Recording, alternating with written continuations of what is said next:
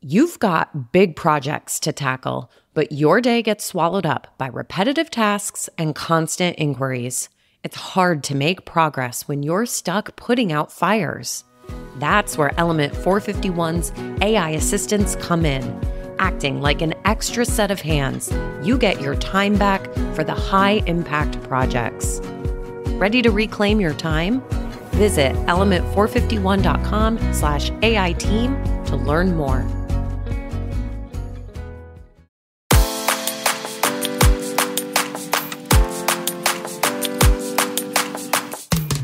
Welcome to Generation AI, the podcast where we demystify artificial intelligence in the world of higher education. I'm your host, Ardis Kadiu, joined by my insightful co-host, JC Bonilla. Hey, JC. Hi, everybody.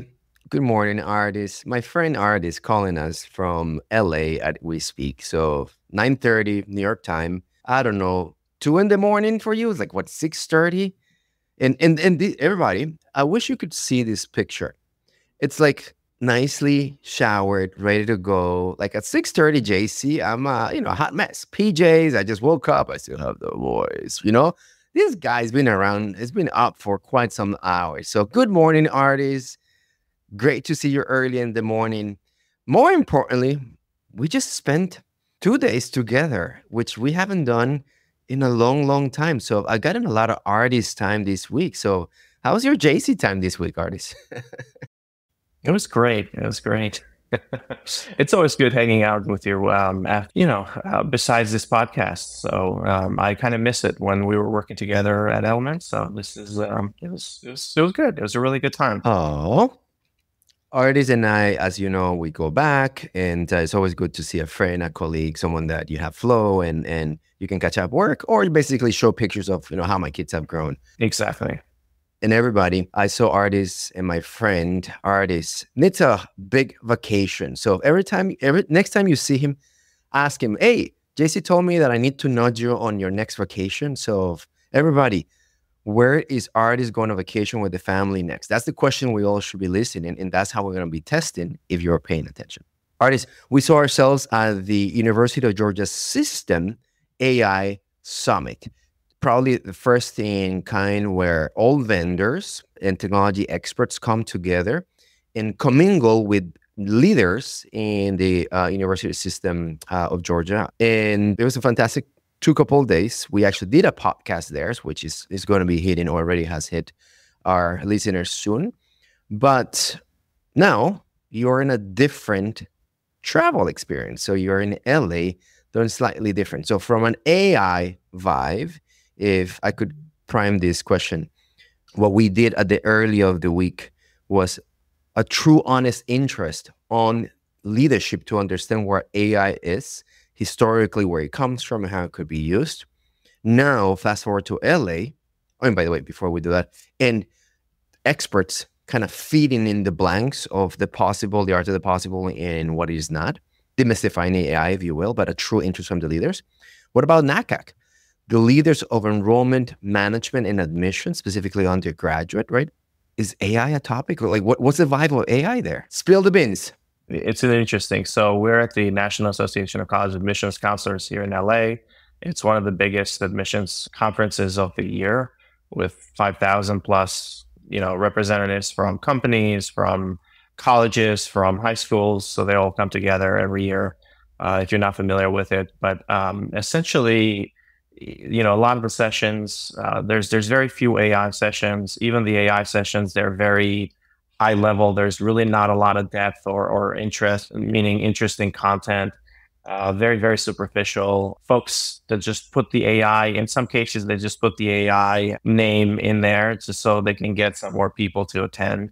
It drives me crazy. It drives me crazy when that happens. Yeah, the content is just, like, everybody that I talk to, they're like, no one has said yet that they attended a really, really interesting session. They all said, I could have walked out of there in 10 minutes. I could have walked out of there in 30 minutes.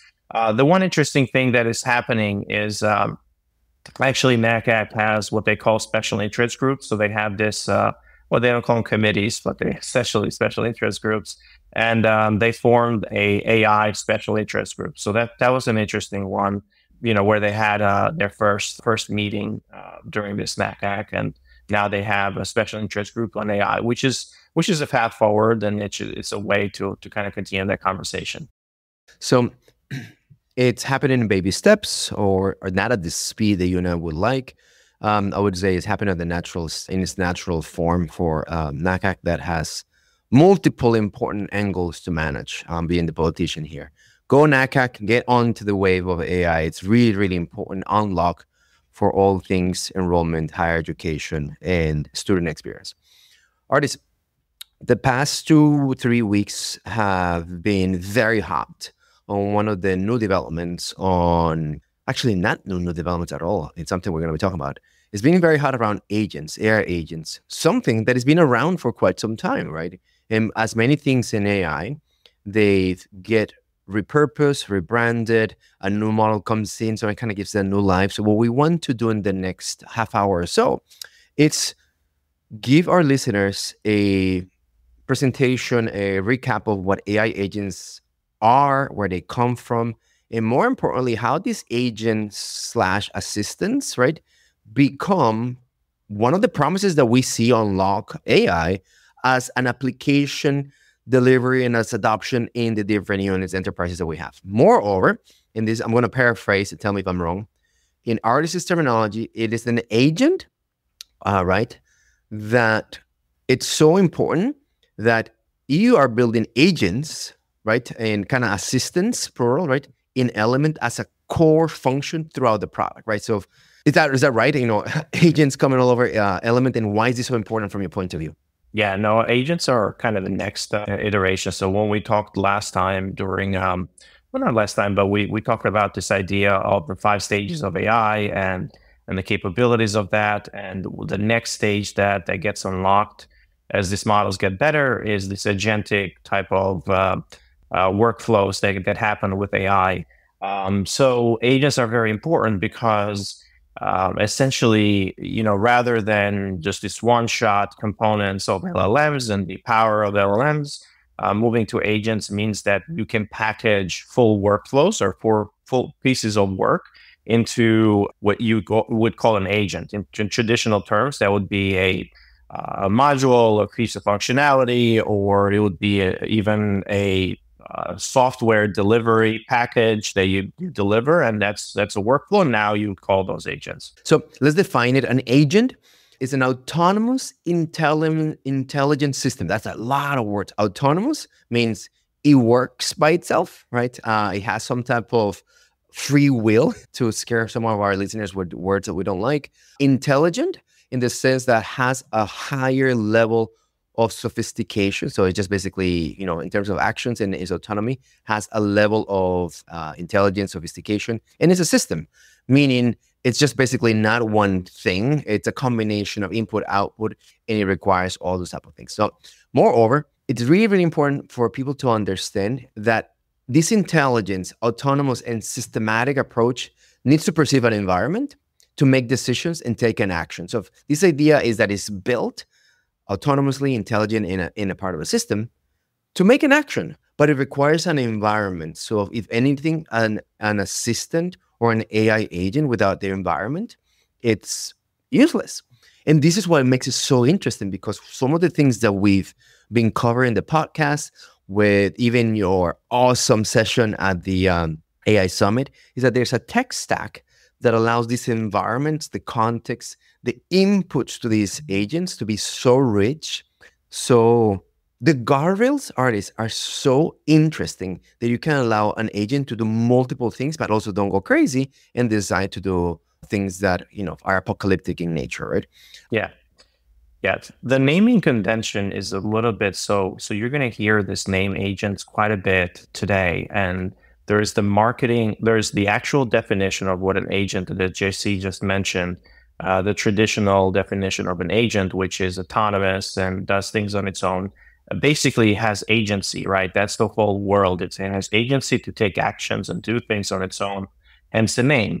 However, today, for marketing purposes, there's a lot of folks who are using agent as just a, you know, workflow that is happening in the background, right? And a workflow that it doesn't have to be autonomous. It can be triggered by a human. It can be triggered by an incoming message from a user or an input from a user.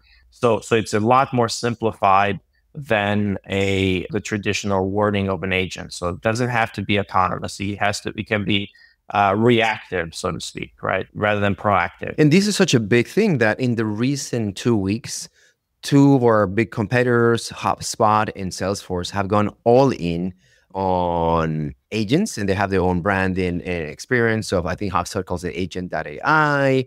Salesforce calls it, what is it called? Force Agent? Agent Force.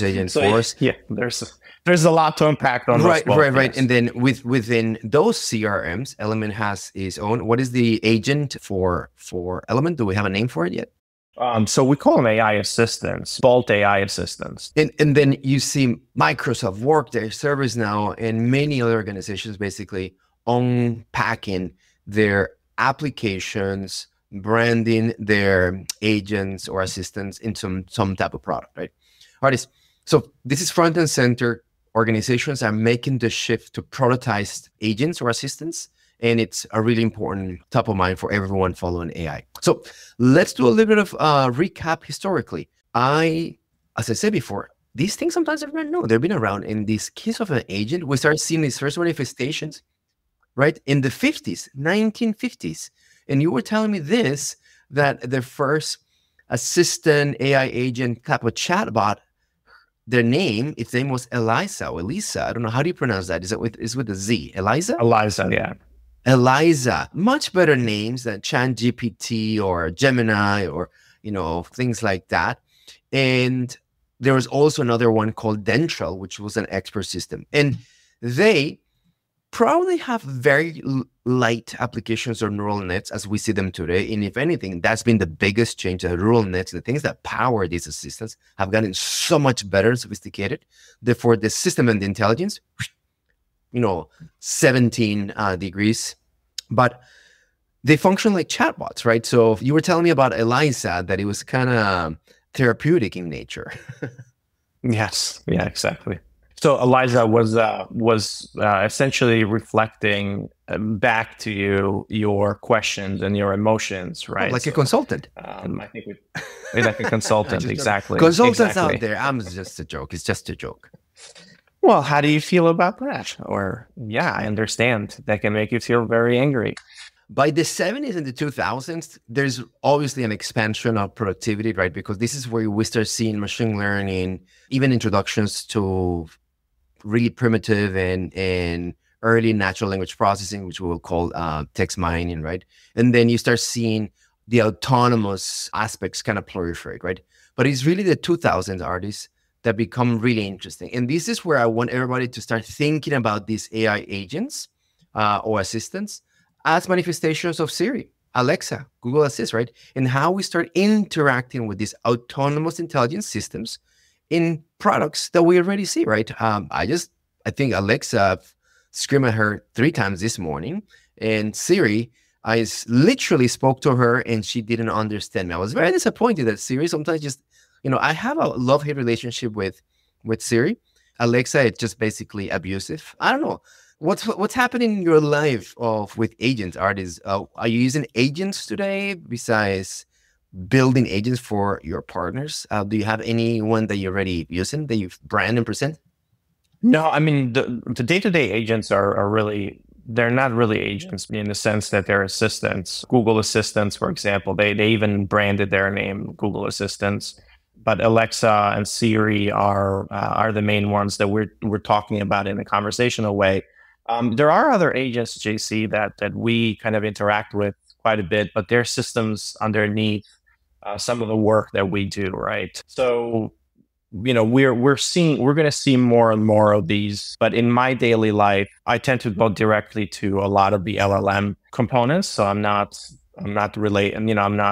interacting too much with the agentic components of some of the companies. Do you spend time with Siri or Alexa? None? Less and less. Basically, I just very, very few. Yeah. The capabilities are a lot lower there now. As we are recording this week, at the beginning of the week, so now it's a Friday, I think it was on Tuesday, OpenAI released its voice LLM, right? And allowing truly discourse, the way we talk to Alexa and Siri, right? Right. To be now as a capability, right? And it's really interesting. Do you have that? I don't have it yet. I got the demo while we were at the session, and it was super fun, right? Because the things that I've really liked is the way he got demo artists. It's the presenter is Portuguese. He's Brazilian actually, and he was saying, "All right, let me do this," and he would speak in Brazilian or Portuguese, and then he would say it in English, right? And it will go the back and forth just to basically demonstrate the bilingual, multilingual capabilities that he has. And of course, he behaves like a GPT or to your point, that LLM behind the scenes. So on the autonomous, I don't think much things change. Is the intelligent and the systems that are just basically next level, obviously, because the tech stack that is powering those things. So Ardis, let's just go a little bit deeper onto what a modern agent looks like. And one of the things that you just presented is like, okay, JC, yeah, they're just agents, right? But Siri and Alexa, I'm not spending a lot of time with them because half of us hate them. I just told you, I have an abusive relationship with Alexa. I scream at it. Why? Because he never understands it. It never gets the right song. I just asked her to deploy the Roomba, and it didn't work. Siri, I mean, it's so weird, right? But anyway, many of us don't love these current deployments that we have on these AI agents. However, it's becoming so much better that, again, Element and Salesforce and HubSpot and many other companies are going all in. So what makes a modern AI agent basically tick and be sophisticated so it's not this type of 1950s ELIZA, Alexa configurations that we love or hate? So we know that in terms of the key characteristics are autonomies, perception, reactivity, reasoning, we spoke about that, learning, and communication. Again, there's 6 components that make an agent, AI agent, modern.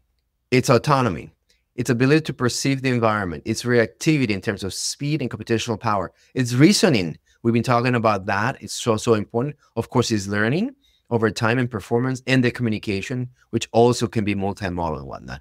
What can you say about these components and key characteristics, Ardis?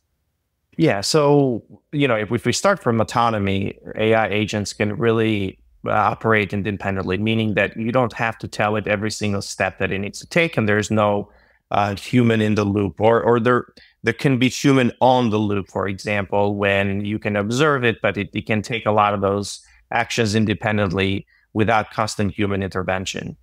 The idea of perception is that as it takes this action, it's constantly getting data, or it's constantly getting inputs or gathering information about that particular task or that particular environment that it's operating in, and it's making decisions for what to do next and next and next, or how to kind of complete that task. The idea of the reactivity, what you mentioned, is there's 2 components to this, and this is where a lot of companies, that's where the marketing shift happens a little bit. The reactivity is around, they can be reactive, meaning that they can take an input and then spring to life and then do something, or they can be proactive, meaning that they internally assess their environment and then respond accordingly. So the proactive assistants are a lot harder to do, and we're not going to see a lot of them happening, or the next wave is going to be proactive. Where we are today is reactive.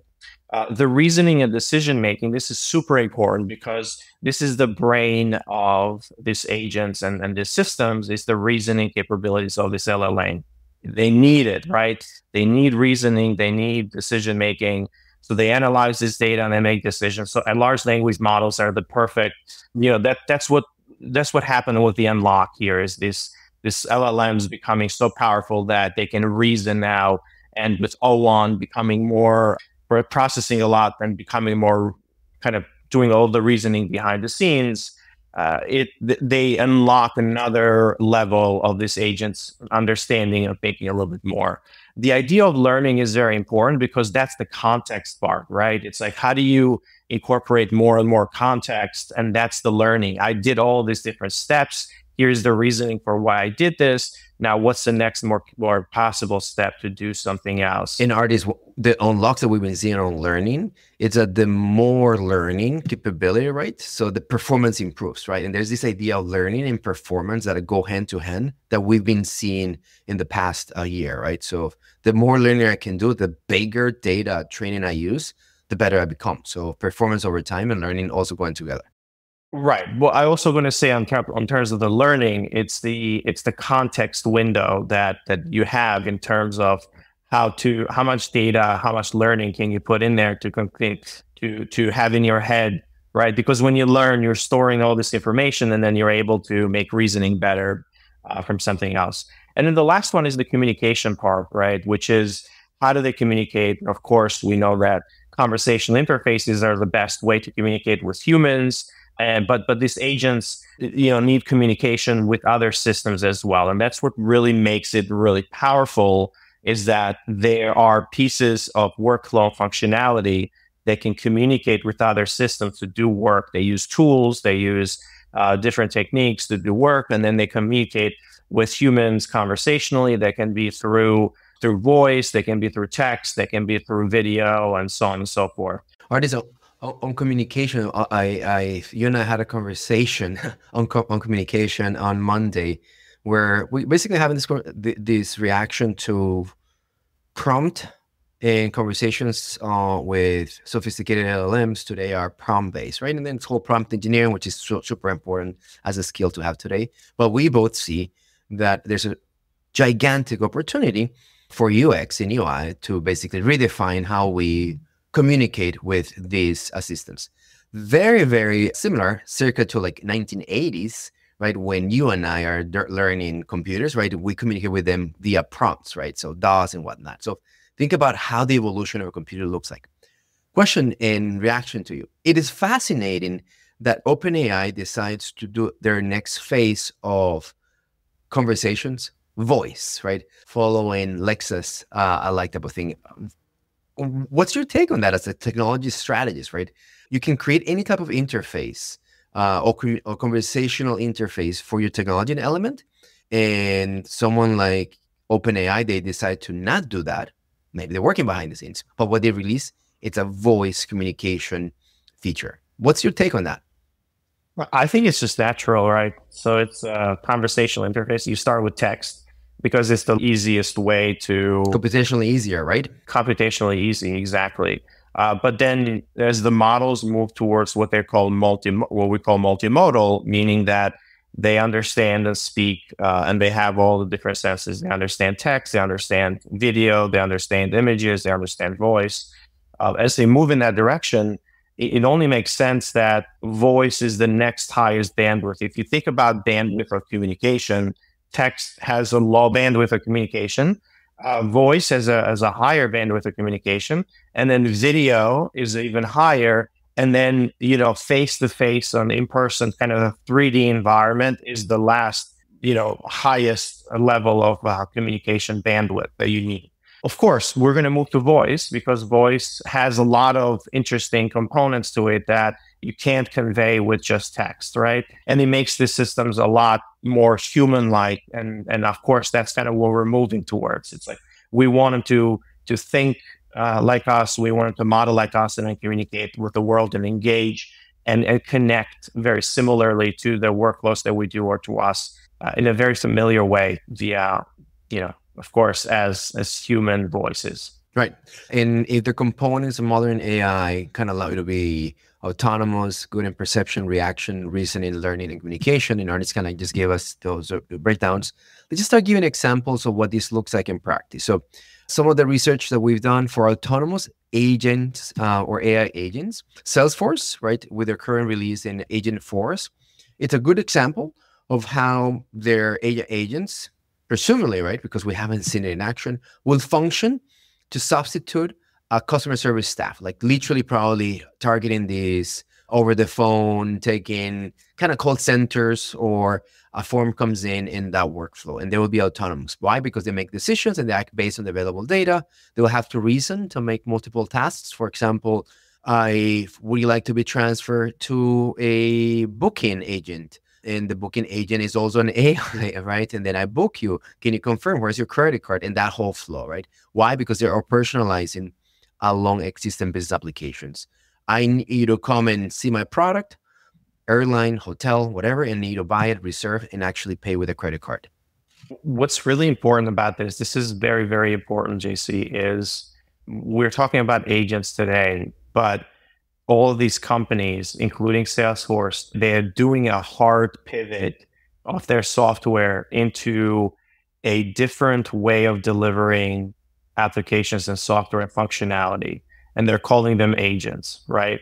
So that should really be the main thing that you take out of this episode is software is transitioning from pieces of functionality and UI that you get on your you get a new tab on your screen or in your application to now moving towards agentic systems and this world of agents where things are getting delivered via this functionality. So Salesforce has made this hard pivot because they see the future being interactions with natural conversational interfaces, with voice, audio, text, and so on and so forth.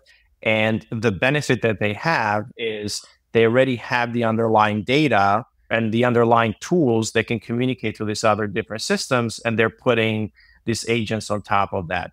So huge unlocks there. They're trying to disrupt themselves, of course, but also the whole industry is moving in that direction. We've been talking about this now for the past year or so in terms of Element and how we're focusing on it, but super important to kind of think about what are the different unlocks that JC just mentioned in every vertical, right? Customer success and customer support is number one area where these agents can be very, very successful because the task that a customer is asking for help on can be a number of different things. It can be just providing some information on their account. It can be providing some help text or how to do something, to being a little bit more complex and connecting kind of a couple of different workflows together, like JC just mentioned the example that they gave at Dreamforce was around calling Saks, I think it was Saks Fifth Avenue, and I'm needing to return a shirt. They didn't have the shirt in stock, so they hand it off to a different agent to take a look at the stock, and then deciding to mail it to them, but they didn't have how much, if they could actually mail it because it wasn't connected to the shipping module or provider. So they connected to that provider. It got the rate and it said, okay, I can actually ship this to you in 2 days. And it's going to be in your front door now in 2 days because it did all those interactions and all of that connection in the background. So that's what we're talking about. Now, a human agent would have done the same thing and gone to all these different systems, put the pieces together and kind of responded. But this was all AI kind of connecting all those pieces together. And Ardis, I'd like to leave everybody with a 201 of what you just mentioned, right? So if an agent allows you to go to that flow, right, and in a way of personalize a business application through autonomous intelligent systems and repeating workflows and whatnot, there's this thing called multi-agent systems, which in a way is basically are creating permutations of these agents that will come and work together to tackle even more complex tasks, right? So the idea is that there's agents that collaborate for efficiency. They have the incentive and the problem-solving capabilities go through the roof, right? I'd love for you to riff on an example because this is where Element is, in my opinion, thriving, right? So you're creating assistants, plural, and they are collaborating. And you got kind of giving these examples of how I can move someone through different workflows. And I could have the scheduler, the counselor, the planner, the multiple things, and they all come together and these multi-edges are collaborating. So how are you doing this in Element? And kind of, can you paint the picture of what is a multi-agent and this kind of complexity and how you can have this orchestration, if you will? Hey, it's Mallory. Element 451 is hosting the AI Engage Summit on October 29th and 30th. This free virtual event brings together leaders, innovators, and many of your favorite Enrollify creators to explore AI's impact on student engagement, enrollment marketing, and institutional success.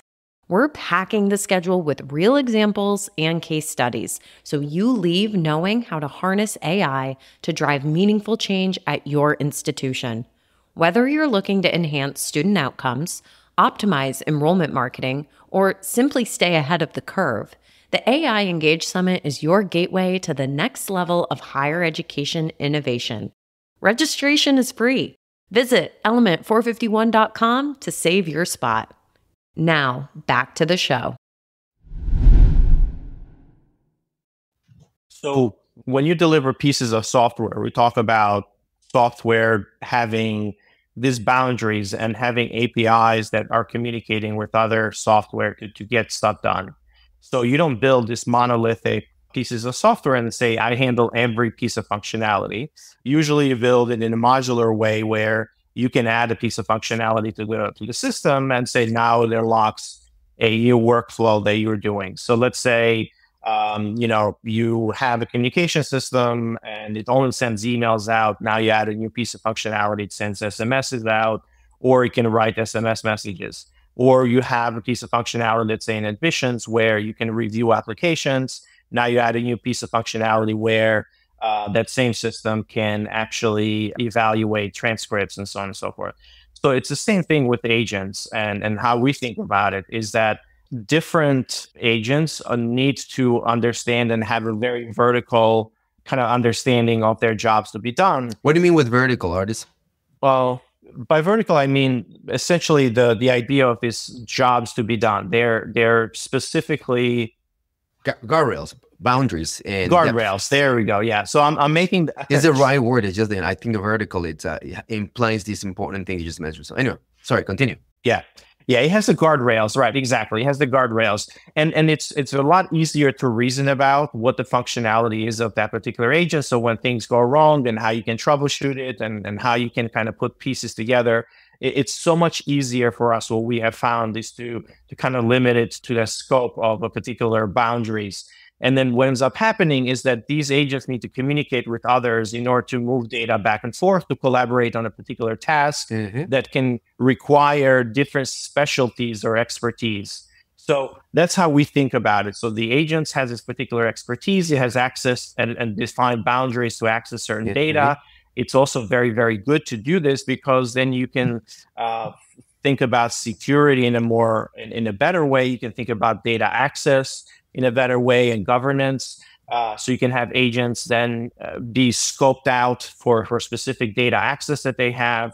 And then if they don't have access to something, they can hand it off to another agent. So you have a lot of benefits that come out by having a multi-agent system.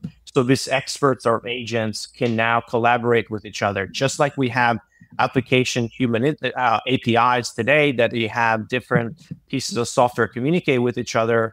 These agents will have also interfaces that they're moving around and moving data and pieces of functionality around. And we are going to be able to add more and more. So what we've done at Element is exactly that, is that we do not have one massive AI chatbot or AI assistant to handle everything. We have different assistants that or pieces or agents actually rather underneath that can communicate. One of them can be a writer, it can write really well. Another one can be a reasoner around a communication plan. Another one can be a great advisor because it understands the course catalog, for example, and it knows how to interpret that data, and it understands the connections between the different courses. So that's the world that we're building right now with AI assistants / agents, right? So we're using these words interchangeably right now. Let's go into applications, right? And start with higher education enrollment. First application, it's orientation, new student orientation, day one, right? So typical scenario that I want to give everybody, which is happening today. Yes, it is happening today. It's 2024. AI has all these autonomous capabilities, and many of your new student orientations will look like this. balloons outside, welcoming the student and the family, a slip given to her, let's call her Stephanie, which says, you have to go see these 5 people today. One of them is student affairs, the other one is a financial aid advisor, there was an academic advisor, and the other one, it's like a student affairs kind of clubs and whatnot.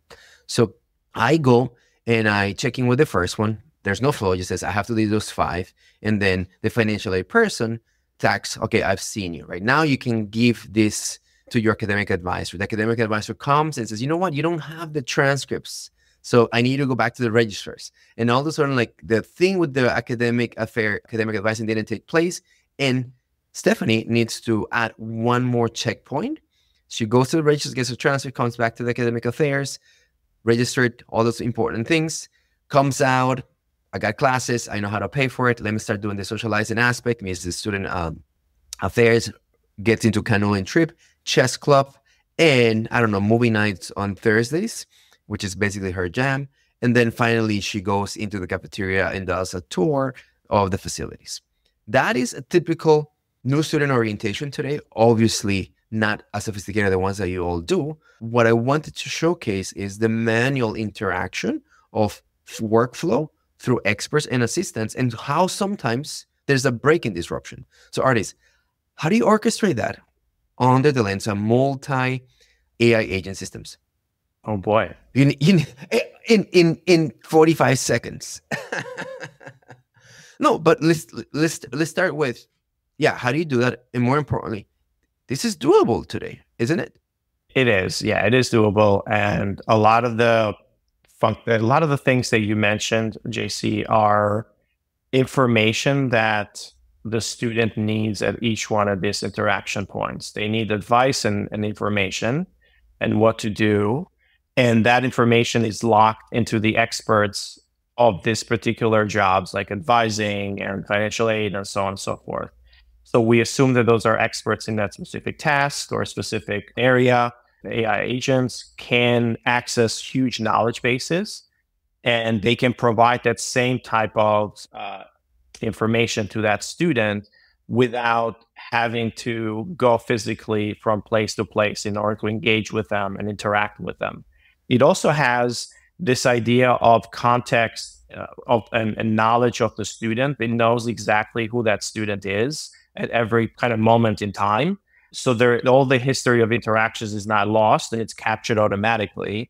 Whereas, as we know, humans are really, really bad at entering their communications and their interactions face-to-face with in the CRM. It's like we can say, well, I have a conversation with this person. It's like, is the data in kind of in the CRM? It's like, well, no, I didn't enter it yet. So we usually forget, and we have to regurgitate all of the information over and over again to different people as we're having this face-to-face interaction, because we're really bad at documenting and keeping track of that stuff. Whereas if we're working with a digital agent, it becomes a lot easier for your information to be passed on to the next one, and it has all the context, and you don't have to repeat yourself, and you can get that history in there. So high level, I would say those are some of the benefits that an AI agent can bring to the table, but we can certainly break it down even more. But I feel like we have a couple more ones to go through.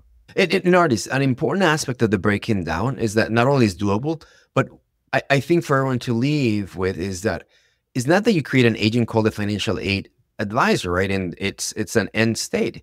Is that to create that orchestration, the agent needs to be taught, how do I ask questions, right? So there's an agent called the asking questions, right? There's an agent that is basically looking at student data, to your point, right? There's an agent that it's within data, secure data, right? Because I need FAFSA filing. So you create within student data, there's privileged, high access kind of personal data that, will be another orchestration, another agent, and so on and so forth. So you can start seeing is that, all the routines administratively, financial aid, academic, whatever, they are broken up in each of these functions that an advisor would do. 55, they're agents, right? And then the same hey, I'm going to ask you a question of who you are, right? It's the same agent. You can use it for financial aid. You can use it for the registrar's office and so on and so forth. So you have that kind of multi-agent, and that's where the orchestration comes in. All right. Let's give similar an example. Let's go to marketing, right? So a typical repetitive nature, right? So is I need to basically do a campaign, but the campaign needs to be personalized. So the first thing I'm going to be doing is I'm going to create some type of segmentation of who the audience is. Then I need to have some type of messaging library that these are basically the things that I need to do. And there's a content strategy on Medium, right? And then I press the button, which is basically I'm going to create the campaign, or I draw it, I do the emails. So we're thinking about a campaign kind of setup from soup to nuts. That requires a marketing professional. So let's riff. Is that doable? The orchestration of multi-agents, can it come and support marketing and artists? Let's expand this with human in the loop. Why? Because everyone is going to be thinking, well, now you're saying that marketing can be replaced. No. What we're saying is how these agents come and collaborate. So can we just riff on a marketing campaign needs to be done, and some of the things that go in place is the messaging strategy, the segmentation strategy, the medium strategy, and of course the execution aspect. With, now let's add a fifth one, brand safety, like checks that allow a human to come and do that part. How would you orchestrate that a little bit? Well, so from an agentic system perspective, like, and this is what we actually done this in Element, is there is a few things that we need to understand first. The first thing is, just like an expert. So these systems are not operating in kind of a vacuum. They're modeled after actual, human workflows and work. So when you're putting a campaign together, there are certain things that you need to understand and need to know. If somebody comes into your desk and you're a marketing expert, a marketing director, or whatever, you need to understand. It's like, I'm going to ask you some questions. I'm going to say, what's the target audience that you're trying to reach, JC? What is the goal of your campaign? What is some of the messaging that you want to convey? And then what is the call to action that you want to do for these people to take? So there's a lot of those pieces of components. What's the time horizon that you want this campaign to be over? Is it time constrained? Do you have to nudge people along over a couple of days, or is it going to be over 30 weeks or so? So those pieces of information are super important to get as input. So that's the human in the loop part, right? That's when you as the human need to provide that context in order for these agents to actually go back and kind of start planning and doing things. And artists, these things are hard-coded, right? Within the agent, you will say, yes, do all these things by yourself, autonomous, right? And as part of your system, your workflow, get input from a human artist and whomever, and they actually are trained or designed to push that, and they can move forward on this, right? So correct, exactly. And the more context they have, the better. So think about it as, again, we go back to software. It's like, how are you modeling the active software? You have to have some inputs for the software in order for it to be customized and to be, to generate something new. So in this case, that's how it generates brand new stuff for every single time, is asking, and it needs these types of inputs, because the same agent can generate a campaign for a upcoming event series that's happening on campus, a lecture series. It can also generate a campaign for an admissions application push. You can also generate a campaign for an alumni event that's happening. So it can generate these different things, but it needs that input from the humans. So let's take it step by step, right? What ends up happening is this, you provide these pieces of information that it needs, the direction, the audience. In some cases, the audience can be it needs to understand the audience, because the messaging is going to be very different for different audiences. So that's the part of it. So you grabs all that information, and then you start putting together a plan, right? It starts the reasoning. So that's the higher level assistant can be that campaign manager, so to speak, and it's started putting together a plan. Just where to give colors to that, this is where I start seeing, I have human who identifies as a man, interested in engineering, but he comes from abroad, and 17 other data points in that context, and that is basically where starts reasoning, and woof, it gives a content recommendation, right? That probably is going to move in your orchestration, as opposed to Ardis. Oh, this is how I've done my content campaign, right? My copy from last year. And many of us, because we're humans, and that's basically, I'm going to grab that and then I'm going to update it, as opposed to from scratch and highly tailor to the audience. So the strategy, if anything, for marketing, I think is more nuanced and promising. Yeah. Well, I can give you two scenarios, right? So you mentioned, how do you build a marketing campaign? And then rather than just building one marketing campaign, it's like, how do you build and nudge people along towards a particular goal, right? So those are very different things. When we think about a campaign, we think there's going to be a lot of assets that get created. There's going to be orchestration that happens between. Right, exactly. Right. So we have that today, right? We humans build these communications, and they kind of put them into a campaign, and there's multi-touch points in there and so on and so forth. But it's static. It has to be built, and then it gets deployed. Our AIs today, our AI agents, they can do that. They can write, they can reason about what are the different steps, or the different sequences. They can write those sequences because they use different AI agent, and so on and so forth, and then deploy them into the tool itself. They can write the HTML and deploy them. Now, that's the current state today, right? Where we're moving that's the first part. That's the reactive components or reactive agents. We're moving is proactive agents. So the same campaign, but now you tell it, here's a goal, but you know what? I don't need to tell you what the audience is. I'm going to give you a segment, and then you're going to essentially build a real-time campaign for every user in that segment. So rather than building one campaign, you're going to dynamically build campaigns for each one of those people. And by the way, you're going to build it in real time as you get data. Which the data could have data points, updates to the record on exactly from 2 seconds ago, yesterday.